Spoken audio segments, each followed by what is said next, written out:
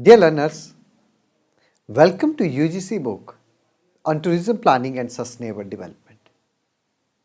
Dear learners, this session is focused upon understanding National Tourism Policy 1982. During this session, you will understand the meaning and concept of policy, and specifically we are going to talk about the National Tourism Policy which was declared by Government of India in 1982. Dear learners, as we have already said, that in 1982 the Government of India launched the National Tourism Policy having 6-point agenda for development of tourism in India. These 6 aspects were Swagat, Suchna, Subhida, Suraksha, Sahyog and Sanrachna, which means welcome, information, facilitation, safety, corporation and infrastructure development. The basic purpose of this tourism policy was to do socio-economic development in a balanced way, to support and preserve the outstanding heritage and culture of India. The policy also laid down emphasis on creating livelihood and employment opportunities. Based on the National Tourism Policy 1982, government launched several initiatives. These initiatives included creation of National Committee on Tourism in 1988, setting up of Tourism Finance Corporation of India in 1989, and to provide investment to tourism projects. Initially, going on a pilgrimage or visiting the friends and relatives was made to be the tourism in India.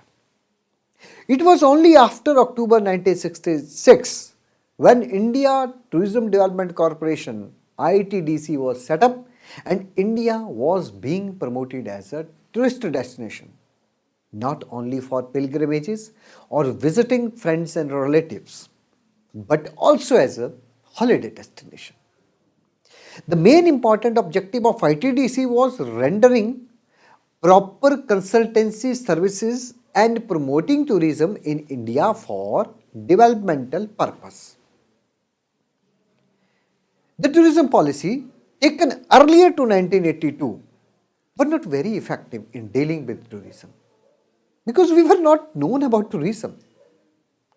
As India was going to host the Asian Games in 1982, hence some effective steps needed to be taken to accommodate, transport and entertain the outsized visitors which would visit the country in order to witness this huge event. So, there was a tourism opportunity which could not be ignored and could lead to development of this sector and surely lead a significant foreign currency earning opportunity. Hence, the 1982 policy was framed so that it could lead to growth of tourism circuits. A tourist circuit comprises of a number of tourist wonders which are topographically and or according to the theme congregated together with the notion that the worth of their sum is more than visiting them individually. Rather than being the consequences of an in-depth analysis and marketing study, the circuit idea was instructive out of the sensation that the Golden Triangle destination, Delhi, Jaipur, Agra, and the Bombay, Goa shopping and beach circuits were exceptionally oversold.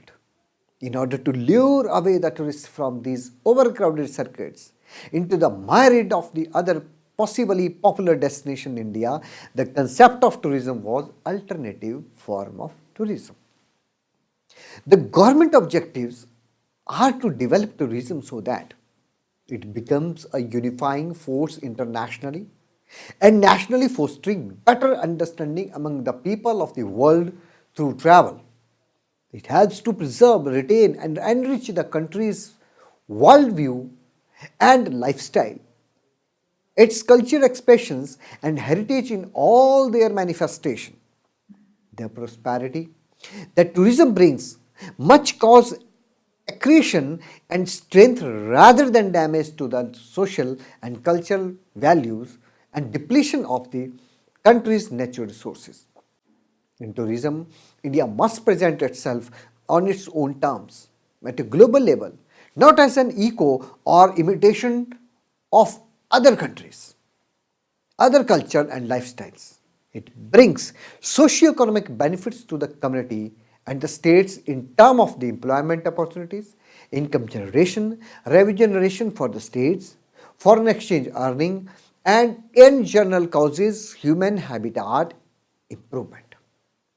It gives a direction and opportunities to the youth of the country, both through international and domestic tourism, to understand the aspirations and viewpoints of others and thus to bring out a greater national integration and cohesion.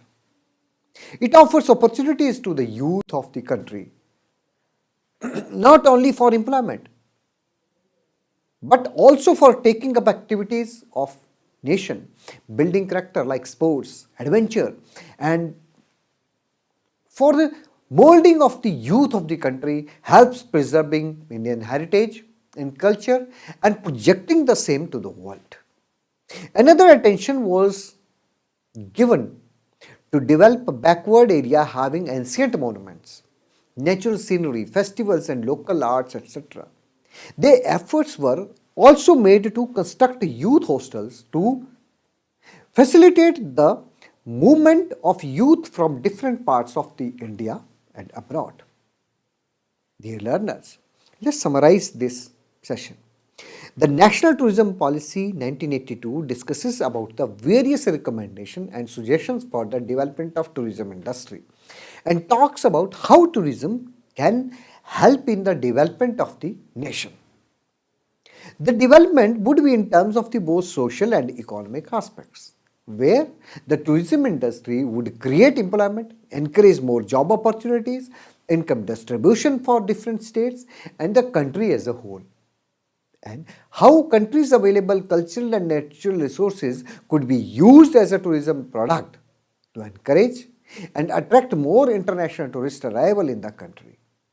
Tourism also helps in conservation and preservation of culture, customs, heritage, art, and craft of the country, etc.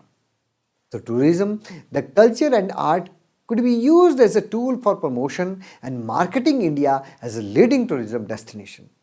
This policy also talks about how tourism could generate benefits to the country, like foreign exchange earning, tax collections, direct or indirect, livelihood opportunities, donation and funds for preservation and conservation activities, creation of national integrity and solidarity, which as a whole would be helpful in socio-economic development of the nation. Thank you.